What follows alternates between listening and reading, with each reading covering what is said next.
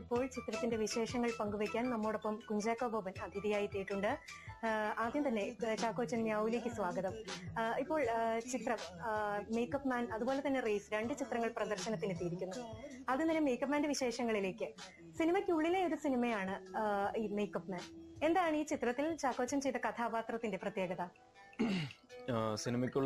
സിനിമയിലെ ഒരു നായിക കഥാപാത്രമായിട്ടാണ് ഞാൻ ഇതിൽ അഭിനയിക്കുന്നത്.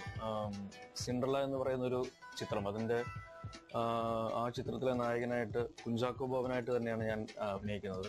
ആദ്യമായിട്ടാണ് എൻ്റെ തന്നെ ഒരു കഥാപാത്രം, അതായത് ഞാൻ തന്നെ എൻ്റെ പേരിൽ ഒരു ചിത്രത്തിൽ അഭിനയിക്കുന്നത്. അങ്ങനെ ഒരു ഭാഗ്യം ആദ്യമായിട്ട് കിട്ടുന്നു. പിന്നെ ഷാഫി ചിത്രങ്ങളിൽ എനിക്ക് എടുത്തു പറയാനുള്ള ഒരു പ്രത്യേകത, എന്നെ സംബന്ധിച്ചിടത്തോളം ഷാഫിയുടെ കല്യാണരാമൻ, അതിനുശേഷം ലോലിപോപ്പ്, അതിനുശേഷം മേക്കപ്പ് മാൻ, ഈ 3 ചിത്രങ്ങളാണ് ഞാൻ അഭിനയിച്ചിട്ടുള്ളത്.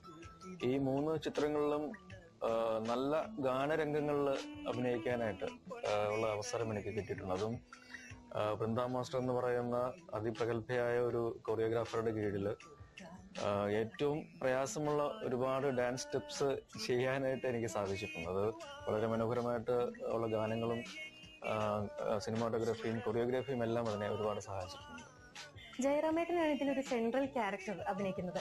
കൂടാതെ പൃഥ്വിരാജും കുഞ്ചാക്കോ ബോബനും ചെറിയ വേഷങ്ങൾ, എന്നാൽ പ്രാധാന്യമുള്ള വേഷത്തിൽ അഭിനയിക്കുന്നു. എന്താണ് ഒട്ടുമിക്ക നടന്മാരും പ്രധാന സെൻട്രൽ ക്യാരക്ടറാണ് കൂടുതലായും പ്രിഫർ ചെയ്യുക. എന്താണ് ഈ ഒരു ചിത്രത്തിലേക്ക് കൂടുതൽ ആകർഷിച്ച ഒരു ഘടകം? അതിലെ കഥയാണോ അതോ തിരക്കഥയാണോ? എന്താണ് കൂടുതലായും ആകർഷിച്ചത്?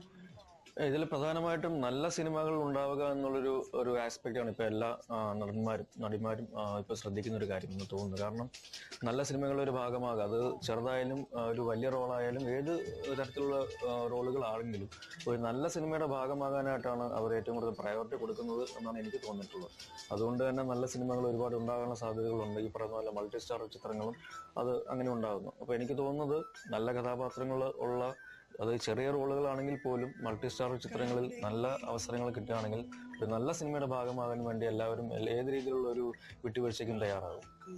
അതുപോലെ തന്നെ ഷാഫി സംവിധാനം ചെയ്ത ലോലിപോപ്പ് എന്ന ചിത്രത്തിലൂടെയാണ് 2ാം വരവ് എന്ന് നമുക്ക് വേണമെങ്കിൽ പറയാം. ചാക്കോച്ചൻ മലയാള സിനിമയ്ക്ക് 2ാം വരവ്. എന്താണ് ആ ഒരു കൂട്ടുകെട്ട് തന്നെയാണോ ഈ ഒരു ചിത്രത്തിലേക്ക് ചാക്കോച്ചനെ അഭിനയിക്കാനുള്ള ഒരു കാരണം? ഷാഫിയെ പറ്റി പറയുകയാണെങ്കിൽ എനിക്ക് ഷാഫി ഒരു സ്വതന്ത്ര സംവിധായകനാകുന്നതിന് മുമ്പുള്ള പരിചയമുണ്ട്. സത്യം ശിവം സുന്ദരം എന്ന് പറയുന്ന റാഫി മെക്കാട്ടിൻ ചിത്രത്തില് റാഫിയുടെ അനിയനാണ് ഷാഫി അതിലൊരു അസോസിയേറ്റ് ഡയറക്ടറായിരുന്നു. അപ്പൊ അന്ന് മുതലുള്ള ഒരു ബന്ധം ഷാഫിയുമായിട്ടുണ്ട്. പക്ഷെ അതിനുശേഷം കല്യാണരാമൻ എന്ന് പറയുന്ന ഒരു ചിത്രത്തിൽ കൂടെ വർക്ക് ചെയ്തപ്പോഴാണ് ഷാഫിയുമായിട്ട് കൂടുതൽ അടുക്കാൻ സാധിക്കുന്നതും ഷാഫിയിലെ ഒരു ഹ്യൂമറിന്റെ ഒരു ആരാധകനെ എനിക്ക് നേരിട്ട് അറിയാനായിട്ട് സാധിച്ചത്.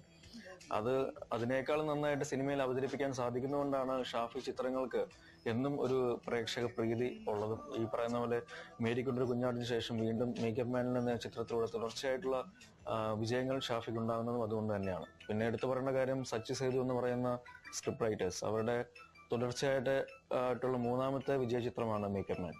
അപ്പൊ എങ്ങനെ നോക്കുമ്പോൾ വിജയ ചിത്രങ്ങളുടെ സാരഥികളുടെ കൂടെ വർക്ക് ചെയ്യാൻ സാധിച്ചു എന്നത് ഒരു വലിയ കാര്യം തന്നെയാണ്. ഒരു ഇടവേളയ്ക്ക് ശേഷം കുഞ്ചാക്കോ ബോബൻ സിനിമയിലേക്ക് എത്തിയപ്പോൾ പ്രേക്ഷകർ കണ്ടത് ഒരു വ്യത്യസ്തമായ മുഖമാണ്. അതായത് പണ്ട് വളരെ ചോക്ലേറ്റ് കഥാപാത്രങ്ങളായിരുന്നു കൂടുതലായും ചെയ്തിരുന്നത്. ഇപ്പോൾ വളരെ ഇരുത്തം വന്ന ഒരു നടനായാണ് പ്രേക്ഷകർക്ക് മുന്നിലെത്തുന്നത്. സിനിമ എന്താണ് പഠിപ്പിച്ചത്? സിനിമ എന്നെ പഠിപ്പിച്ചത് സിനിമയെ സ്നേഹിക്കണം എന്നുള്ളൊരു കാര്യമാണ്. കാരണം സിനിമയെ ഞാൻ ഒരു സമയത്ത്, ഒരു കാലഘട്ടത്തിൽ സിനിമയെ വെറും ഒരു ഹോബിയായിട്ട് കണ്ടിരുന്ന ഒരു വളരെ ബാലിശമായിട്ടുള്ള ഒരു അവസ്ഥയുണ്ടായിരുന്നു. പക്ഷെ അതിൽ നിന്നും മാറി സിനിമയെ ഗൗരവമായിട്ട് കാണണം, സിനിമയെ സ്നേഹിക്കണം, അതിനുവേണ്ടി ആത്മാർത്ഥമായിട്ട് പരിശ്രമിക്കണം എന്നുള്ളൊരു വസ്തുത പഠിപ്പിച്ചു തന്ന സിനിമയാണ്. അപ്പൊ ആ ഒരു സ്നേഹം സിനിമയ്ക്ക് കൊടുക്കുന്നതുകൊണ്ടാണ് സിനിമ എനിക്ക് തിരിച്ച് പ്രേക്ഷകരിലൂടെയും ഈ വിജയ ചിത്രങ്ങളിലൂടെയും ആ സ്നേഹവും അംഗീകാരവും തിരിച്ചു തരുന്നത്.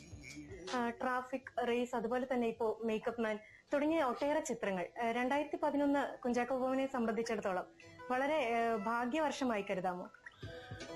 എന്നെ സംബന്ധിച്ചിടത്തോളം എനിക്ക് മാത്രമല്ല, എനിക്ക് തോന്നിയിട്ടുള്ളത് നല്ല സിനിമകൾ മലയാള സിനിമയ്ക്ക് ഉണ്ടാകുന്നു. അപ്പൊ അതുകൊണ്ട് മലയാള സിനിമയ്ക്ക് മൊത്തത്തിൽ ഈ പറയുന്ന പോലെ ഒരു ഭാഗ്യവർഷമായിട്ട് മാറുന്ന ഒരു അവസ്ഥയാണ് നമുക്ക് കാണാൻ സാധിക്കുന്നത്. അപ്പൊ അതിന്റെ കൂട്ടത്തിൽ ആ ഭാഗ്യത്തിന്റെ കൂടെ